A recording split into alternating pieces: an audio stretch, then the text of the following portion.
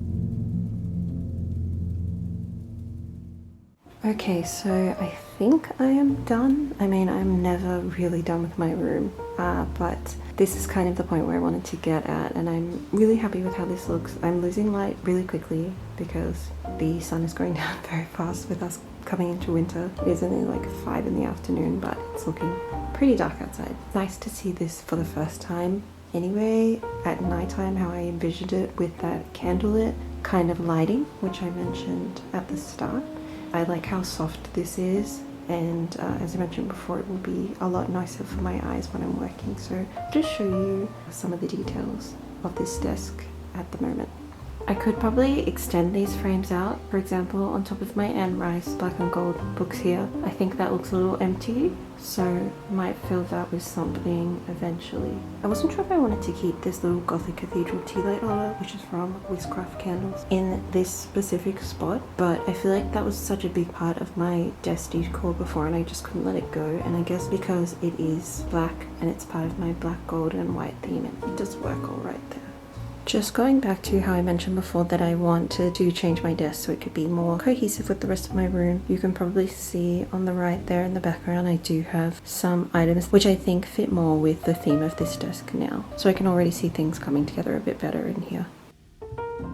And I end up putting my little favorite portrait that I have a tattoo of D over here. I just felt like he fit a lot better over here, and I don't know, I just love this portrait of him so much that I wanted to keep it in this area. For my keyboard, I do have a typewriter keyboard here, which I love, but unfortunately it does not function very well with a Mac. Like, it works okay, but the Mac keyboard with the Touch ID just obviously works a lot better, so even though it doesn't look as good, I use that a lot more.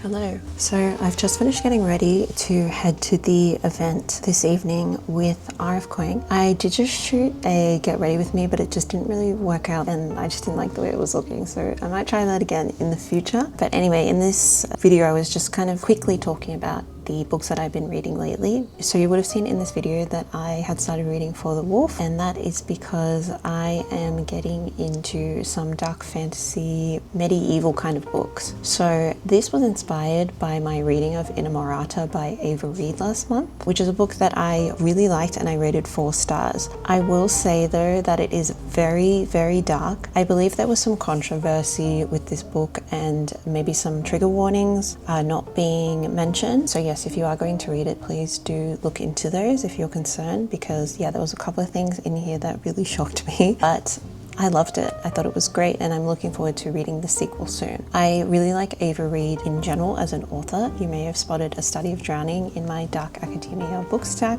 I really like the sequel to that. I've also read Lady Macbeth, which I didn't mind, but I thought Inamorata a lot better than that book if I would have to compare the books that she's written. I thought her writing in Inamorata was really beautiful and one of the highlights of this story for me. So yeah, I am now starting to explore the dark fantasy medieval genre. If you have any recommendations, please let me know. I don't like to read anything that's too romance focused, so Inamorata and I believe For the Wolf do have a bit of romance, but I think because the plot is so compelling, it's not really the main focus of the story.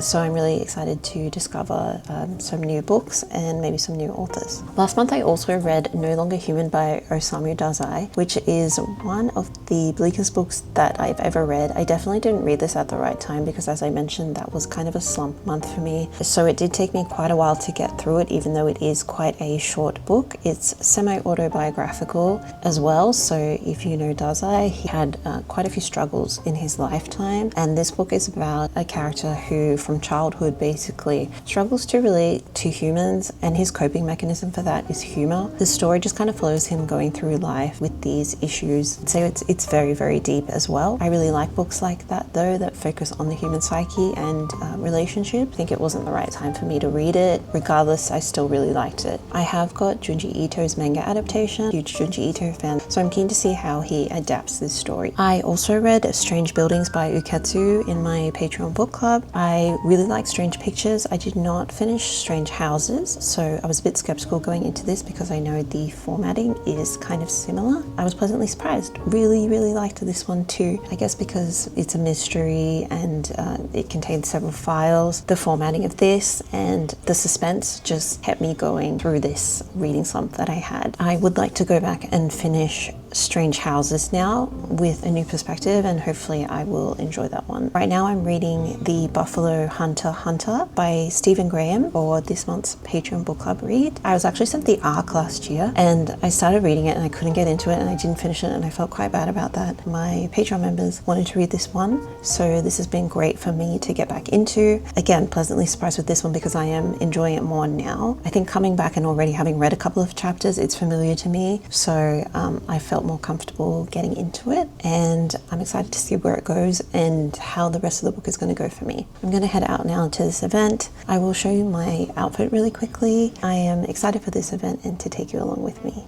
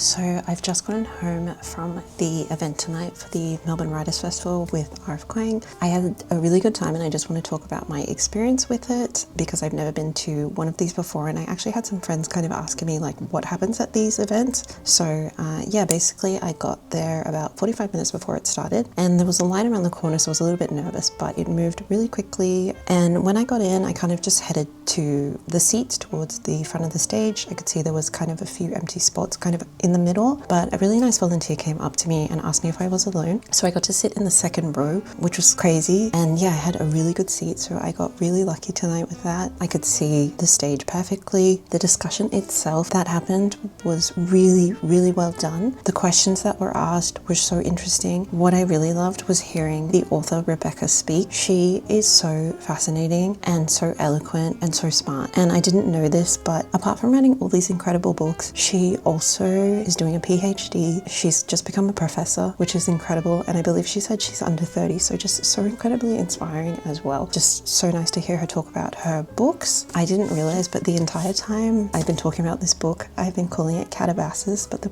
correct pronunciation is actually Katabasis. Now I know. And also I have had debates with people about whether Babel is pronounced Babel or Babel, and she said Babel. table. So that's what I've been saying this entire time. I did manage to get my book signed, so I'm super happy about that. And I got to talk with her very briefly. It was really nice, but at the end of the discussion, she did mention that, you know, like she only had 2 hours to get through everybody that wanted to get their book signed. I don't know how many of us there were. There was quite a lot of people, but because of that, she couldn't really chat to everyone, obviously. I don't really remember what I said. I was kind of rambling and I was a bit nervous, but I think I just kind of said like, thank you for coming and speaking tonight, and that I wanted to read Katabasis again, because hearing her talk about why she decided to write this book, her influences, because obviously this is her most recent book, the discussion was very focused on this. I just found it kind of made me see the book in a different way. I already rated this book quite highly, as I've mentioned before, but it just made me appreciate it more and appreciate her as an author more. So I want to read this one again knowing